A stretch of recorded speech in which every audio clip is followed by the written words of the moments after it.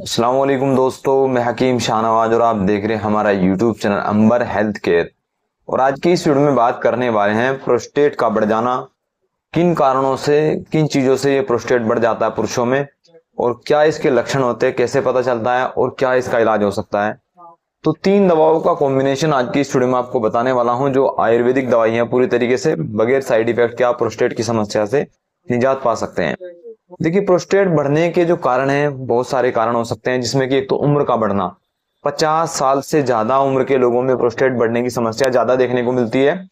उम्र के साथ क्या होता है, नंबर एक, सबसे पहले तो उम्र के साथ पुरुषों में हार्मोनल परिवर्तन होते हैं, जिससे कि प्रोस्टेट की जो ग्रंथि है वो धीरे धीरे बढ़ जाती है।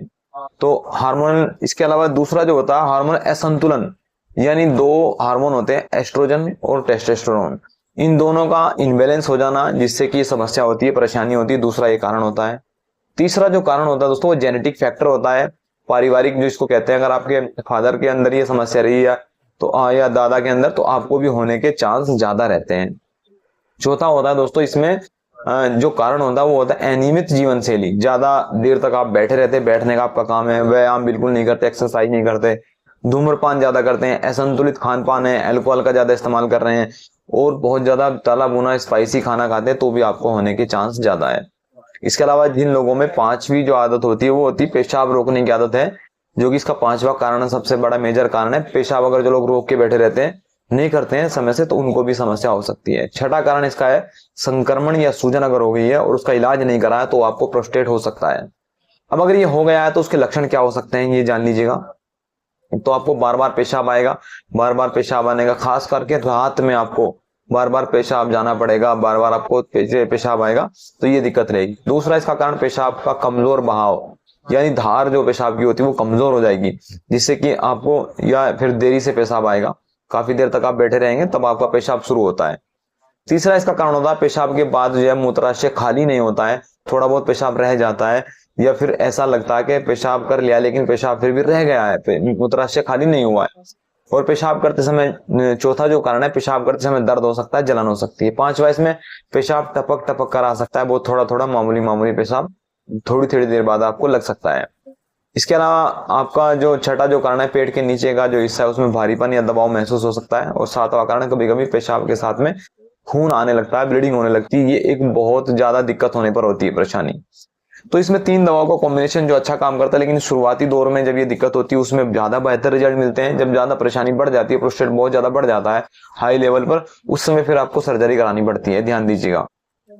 सबसे पहली दवाई है जो ये जो है, इसको कहते हैं वृद्धि बाधिका बटी। ये कितनी भी वृद्धि हो गई या जो है शरीर के अंदर कहीं, तो उसमें काम करती है। जो आपको, आपने देखा होगा, वो गांठें हो जाती हैं, उसमें भी इसको इस्तेमाल किया जाता है। तो कुल मिला के जो शरीर में वृद्धि होती है उसमें काम करती है।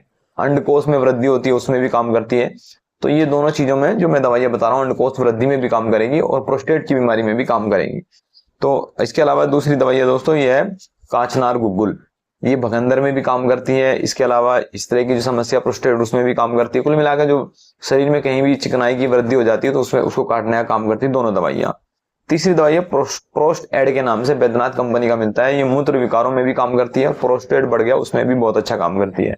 लेना कैसे होता है, ये जो दोनों टेबलेट है, वृद्धिवादिका बेटी और क्रचनार गुग्गुल, दो दो टेबलेट दिन में 2 बार ली जाती है। ज्यादा परेशानी होने पर दिन में 3 बार भी 2 2 टेबलेट दिया जा सकता है। और ये जो है आपको प्रोस्ट एड जो है, एक एक टेबलेट या 2 2 टेबलेट दिन में 2 बार या 1 बार इसको लिया जा सकता है। इसका भी तरीका यही है। तीनों दवाइयां हैं, बहुत अच्छा काम करती है। इस तरह की जो परेशानियों में बहुत अच्छे रिजल्ट इनके देखने को मिलते हैं। अगर आपको अंडकोश वृद्धि होगी उसमें भी ये काम करेंगी, लेकिन फिर आपको प्रोस्ट एड नहीं चलानी होती है। अगर अंडकोश वृद्धि है फिर उसमें प्रोस्ट एड नहीं चलाते हैं।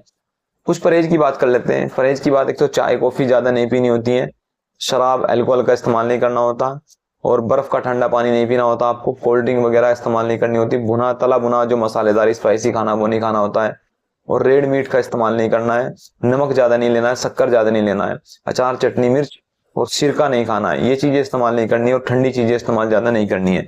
अगर आप ये कर लेते हैं और 2 से 3 महीने इस्तेमाल कीजिएगा, ज्यादा परेशानी है 2 से 3 महीने इस्तेमाल कीजिएगा, नहीं तो 1 महीने में भी आपको रिजल्ट मिल जाता है।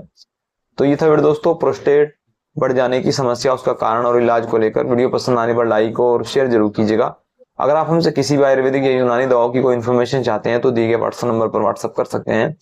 और अगर आप हमसे जुड़ना चाहते हैं तो वीडियो के डिस्क्रिप्शन में आपको टेलीग्राम का लिंक मिलेगा, वहां से जाके आप हमारा टेलीग्राम ज्वाइन कर सकते हैं। और इसी तरह की नॉलेजेबल वीडियो के लिए चैनल को सब्सक्राइब जरूर कर लीजिएगा।